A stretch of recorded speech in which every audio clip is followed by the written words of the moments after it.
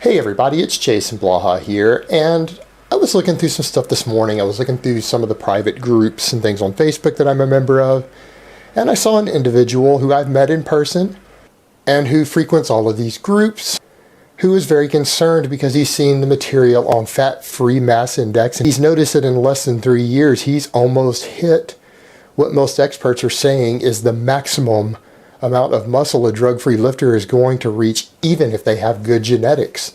That if there is someone out there who exists that can exceed this, they're literally like a 1 in a million person.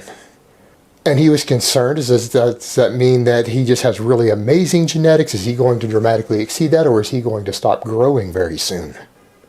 And so let's talk about that for a bit, because this is an interesting question, and this comes into this point about genetics and muscle limits and what can be done without drugs. What are the limitations? Now, when I've mentioned in the past, when I discuss things like the fat-free mass index, and I say that a relatively lean, if you're fairly lean, because if you're holding more fat, you can hold a little more muscle. But when we talk about this fat-free mass index limitation, again, that is not Jason, that's not my opinion. My opinion means fuck all. Your opinion means fuck all.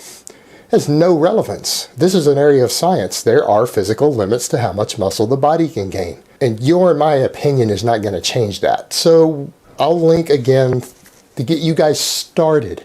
Just to get you started, if you're really interested in how much muscle the body can hold, Lyle McDonald has compiled quite a bit of stuff on this, and there are links to other people with other viewpoints on this. There's actually been a fair amount of people who've tried to make scientific and reasonable determinations of how much muscle the body can hold. And the general consensus seems to be that without drugs, that people with good genetics, people with big enough frames to hold a little more muscle mass, that the upper threshold seems to be a fat-free mass index of around 25. Again, easy to calculate. And if you go calculate yours and you go on natural and I came back with 26.5, well, you're probably a lot fatter than you think you are. So go check that out. So the question becomes, what role does epigenetics play in this? And this is nerd stuff, and I'm going to bring this down as simple as I possibly can. Epigenetics is the study of how genes turn on in the body, because the overwhelming majority, the vast majority of genes in your body are dormant. They're not turned on. And believe it or not, a lot of the genes that you think of as special genes that people have, it doesn't mean that you don't possess those genes. It means those genes are not active.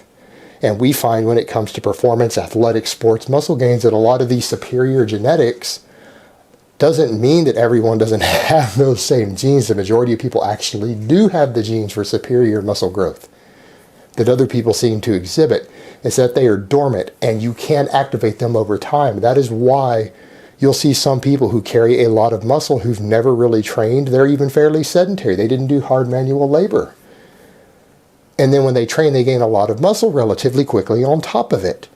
Other people, it seems to take them longer. And it's not that they don't possess the same genes for muscle growth, it's that one person has theirs more active than another. And that's when we get into epigenetics. Sometimes it happens from conception, sometimes it happens during in utero to hormones and other influences, or things that happen during your childhood will affect that. That's why you can take two people, you put them on the same program. If it's a really, really good program, a novice will gain anywhere between 10 and up to 25 pounds of muscle in 1 year if they eat sufficiently. Why does one gain 10 and another gain 25?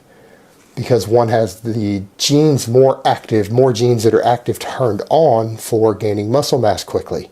It doesn't mean that they have a different upper threshold, because what you find is that the closer you get to that fat-free mass index of 25, your muscle gains will slow down. And so what you will find is that it is possible for someone who has what we call superior genetics, or think of as they have the genes turned on already. They start training, and in 3 years, they cap out all the muscle that their body is going to hold. It'll take another guy 10 years to get there, because instead of 25 pounds of muscle in the first year, he gains 10.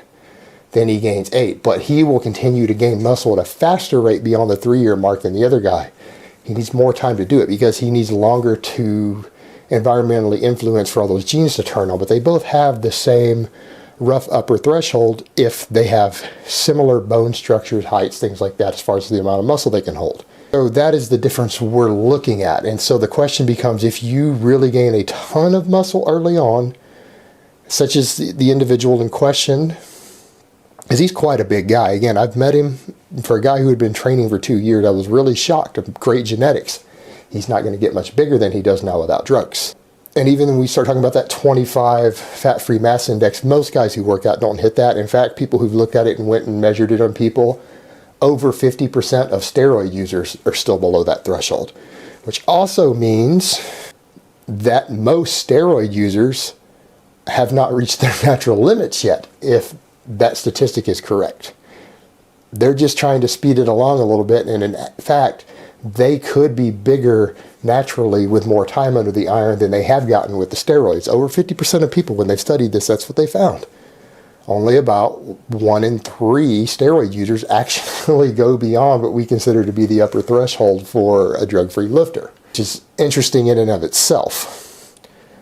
So there's your difference as far as the way epigenetics will affect your natural limits. Your genetics, unless you're the very rare person who cannot gain muscle at all, your genetics will not determine your upper thresholds. They will determine how quickly you're able to get there. The bad news is that it won't affect things like insertion. Someone like me, I actually have really good genetics for gaining muscle. Again, if you guys had understood and looked at my lower body and my back, I had bigger thighs from running than most guys I know who have been lifting weights for 3 or 4 years. I had bigger thighs from running, just running, because I was a distance runner before I got into lifting, than most guys I know who are on steroids.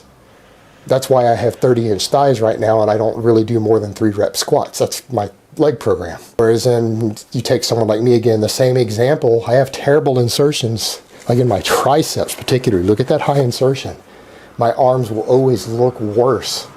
No matter what I do, no matter how much effort I put into it, no matter what drugs I put into my body, there will be some guy out there who is natural, whose arms look bigger than mine, whose arms look better than mine because of insertions and muscle shape, because that you cannot change.